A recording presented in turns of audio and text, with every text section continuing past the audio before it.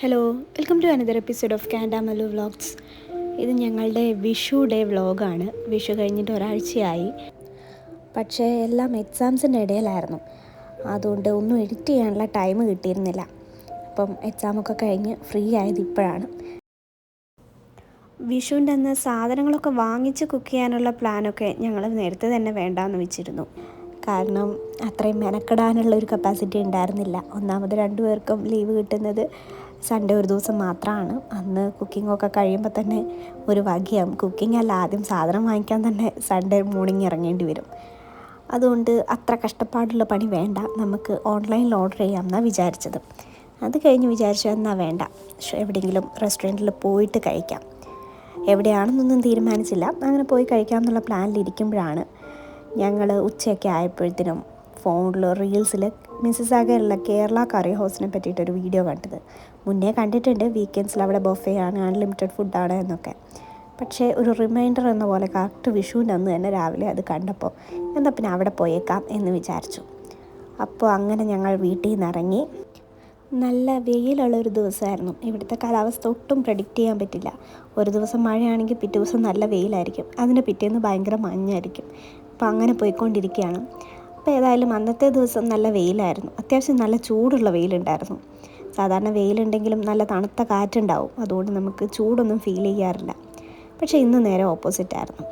അപ്പോൾ അങ്ങനെ ഞങ്ങൾ 401 എക്സ്പ്രസ് ഹൈവേയിലൂടെയാണ് പോകുന്നത്. ഇങ്ങനെയാണ് കേട്ടോ എക്സ്പ്രസ് ഹൈവേയിലേക്ക് കയറുക. ഒരു സൈഡ് റോഡ് വന്നിട്ട് എക്സ്പ്രസ് ഹൈവേയിലേക്ക് മെർജ് ചെയ്യുകയാണ്.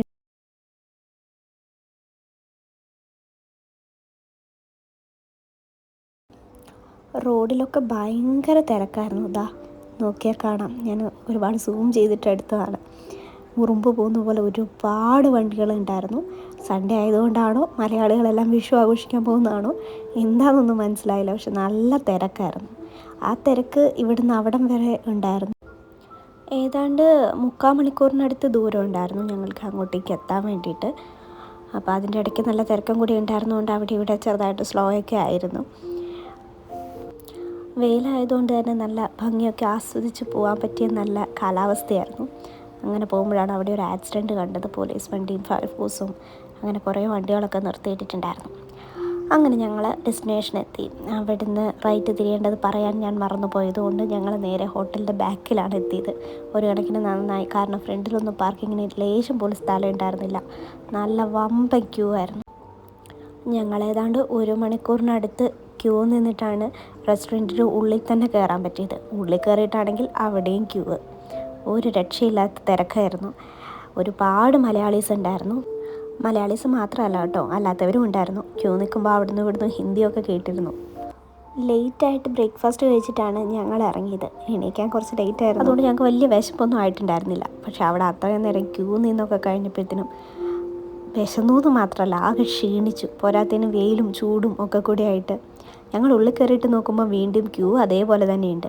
അപ്പോഴേക്കും സമയം ഏതാണ്ട് 2-3 മണിയോളം ആയിട്ടുണ്ടായിരുന്നു. എന്നിട്ടും ക്യൂവിനൊരു കുറവുമില്ല. അങ്ങനെ ഫൈനലി ഞങ്ങൾക്ക് ഫുഡ് കിട്ടിയെന്നല്ല, പോയി എടുത്തു. ബൊഫേ ആയിരുന്നു, അപ്പോൾ നമുക്ക് അൺലിമിറ്റഡ് ആയിട്ട് എടുക്കാം. ഒരുപാട് കറികളും ഡിസേർട്ട്സും എല്ലാം ഉണ്ടായിരുന്നു. അപ്പോൾ എനിക്ക് താല്പര്യമുള്ള സാധനങ്ങൾ മാത്രമായിട്ടാണ് ഞാൻ എടുത്തത്. കണ്ടോ, 6 കൂട്ടം പായസമൊക്കെ ഉണ്ടായിരുന്നു. എന്നാലും നമുക്ക് കഴിക്കാൻ പറ്റുന്നതിനൊരു പരിധിയുണ്ട്. ഡിസേർട്ട്സ് ആണെങ്കിലും ഒരുപാട് വെറൈറ്റി ഉണ്ടായിരുന്നു. അപ്പോൾ ഞങ്ങൾ ഫുഡൊക്കെ കഴിച്ച് പുറത്തേക്ക് ഇറങ്ങിയപ്പോഴത്തേന് ആകെ ക്ഷീണിച്ചു. പോരാത്തതിന് വെയിലും. ഏതാണ്ട് 4 മണി 4:30 ആയും തോന്നുന്നു ഞങ്ങൾ പുറത്തിറങ്ങിയപ്പം. അതൊക്കെ കഴിഞ്ഞ് ചെറിയൊരു ഷോപ്പിംഗ് പ്ലാനും കൂടെ ഞങ്ങൾക്ക് ഉണ്ടായിരുന്നു.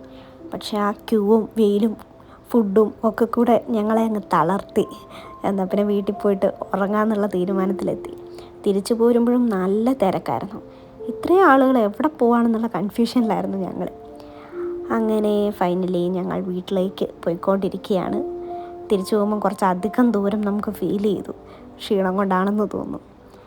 അങ്ങനെ അവസാനം ഞങ്ങൾ വീട്ടിലേക്കെത്തി. അപ്പോഴേക്ക് ഏതാണ്ട് 5 മണി 5:30 ആയിരുന്നു. അപ്പോൾ അത്രയൊക്കെ ഉണ്ടായിരുന്നുള്ളൂ ഞങ്ങളുടെ വിഷു ഡേ.